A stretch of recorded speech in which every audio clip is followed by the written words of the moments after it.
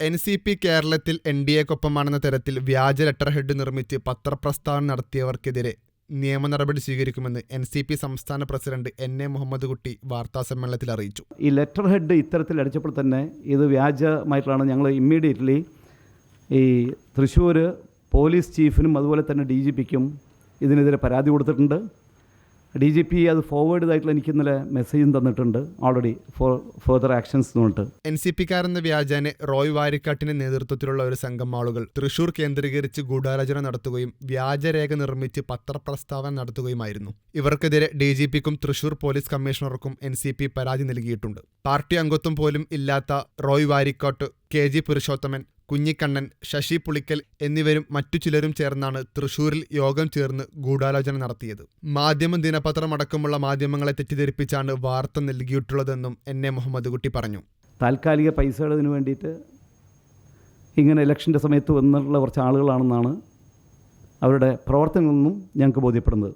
പാർട്ടിയുമായി യാതൊരു ബന്ധമില്ലാത്തവർ വ്യാജരേഖ നിർമ്മിച്ചതിനും പാർട്ടിക്കെതിരെയും നേതാക്കൾക്കെതിരെയും ഗൂഢാലോചന നടത്തിയതിനും കേസെടുക്കണമെന്നാവശ്യപ്പെട്ടാണ് തൃശൂർ പോലീസ് കമ്മീഷണർക്കും DGPക്കും കത്ത് നൽകിയിട്ടുള്ളതായും NA മുഹമ്മദ് കുട്ടി അറിയിച്ചു. ഏതെങ്കിലും മുന്നണിയുമായി സഖ്യമുണ്ടാക്കുന്ന കാര്യം പാർട്ടി തീരുമാനിച്ചിട്ടില്ലെന്നും ദേശീയ നേതൃത്വത്തിന്റെ അറിവോടെയാണ് കേരളത്തിൽ പ്രവർത്തിക്കുന്നത് എന്നും BJP നേതൃത്വത്തെ അറിയിച്ചതായും NA മുഹമ്മദ് കുട്ടി പറഞ്ഞു. NCP കേരള ഘടകത്തിന്റെ ഒരു മീറ്റിംഗുകളിലും NDA സഖ്യവുമായി സഹകരിക്കുന്നത് സംബന്ധിച്ച് ചർച്ചയോ തീരുമാനമോ ഉണ്ടായിട്ടില്ലെന്നും മുഹമ്മദ് കുട്ടി അറിയിച്ചു.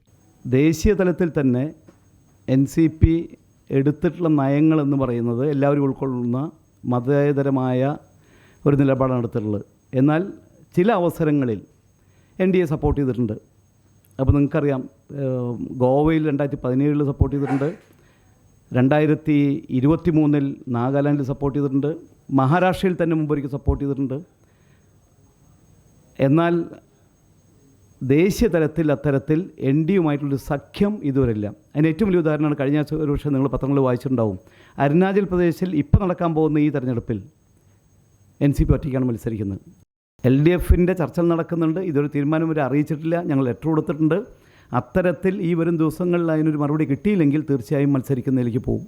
അല്ല, ഞങ്ങൾ BJP ഉള്ള സ്ഥലത്താണ് ഞങ്ങൾ മത്സരിക്കുന്നത്. ഇപ്പോൾ V മുരളീധരൻ കാര്യമായിട്ട് അവിടെ മത്സരിക്കുന്ന സ്ഥലത്താണ് ഞങ്ങൾ മത്സരിക്കുന്നത്. അപ്പോൾ ഞങ്ങളുടെ സ്വന്തം ഇത് സ്ഥാപിക്കാൻ വേണ്ടിയിട്ടാണല്ലോ മത്സരിക്കുന്നത്. അല്ലാതെ ഒരു പാർട്ടിയെ അതിൽ ആർക്ക് ജയം ആർക്ക് തോൽവിയെന്നില്ല ഞങ്ങൾ നോക്കുന്നില്ല. മനസ്സിലായോ?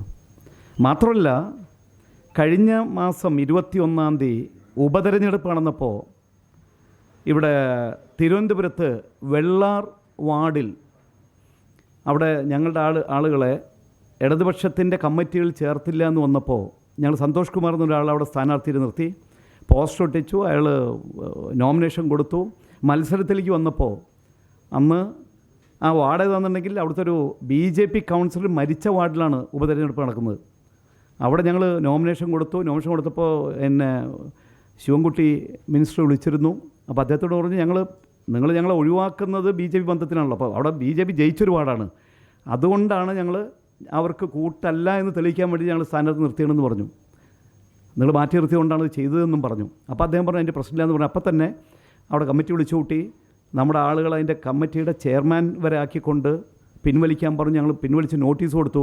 അവിടെ 157 വോട്ടിന് ഇടതുപക്ഷം ജയിച്ചു. മുൻപ് BJP ജയിച്ച സ്ഥലമാണ്. അപ്പോൾ ഞങ്ങൾ അത്രയും തെളിയിച്ചിട്ടും പിന്നെയും പറയുന്നതിൽ അർത്ഥമില്ലല്ലോ. അപ്പോൾ അതുകൊണ്ട് അതിൻ്റെ ദോഷം വരണമെങ്കിൽ അവർ അനുഭവിച്ചോട്ടെ, അത്രേ ഉള്ളൂ ആരാണെങ്കിലും. പാർട്ടിയുടെ കൊടിയും ചിഹ്നവും സംബന്ധിച്ച കേസ് സുപ്രീം കോടതിയിൽ ഉണ്ടായിരുന്നതിനാലാണ് തെരഞ്ഞെടുപ്പിൽ മത്സരിക്കുന്നത് സംബന്ധിച്ച് തീരുമാനം എടുക്കാതിരുന്നത്. സുപ്രീം കോടതിയുടെ വിധി വന്ന സാഹചര്യത്തിൽ അടുത്ത ദിവസം കൊച്ചി കളമശ്ശേരിയിൽ ചേരുന്ന സംസ്ഥാന കമ്മിറ്റി യോഗത്തിൽ ഇക്കാര്യം ചർച്ച ചെയ്യുകയും തെരഞ്ഞെടുപ്പിൽ മത്സരിക്കുന്നത് സംബന്ധിച്ച് തീരുമാനമെടുക്കുകയും ചെയ്യുമെന്നും പാർട്ടി സംസ്ഥാന പ്രസിഡന്റ് NA മുഹമ്മദ് കുട്ടി വാർത്താസമ്മേളനത്തിൽ പറഞ്ഞു.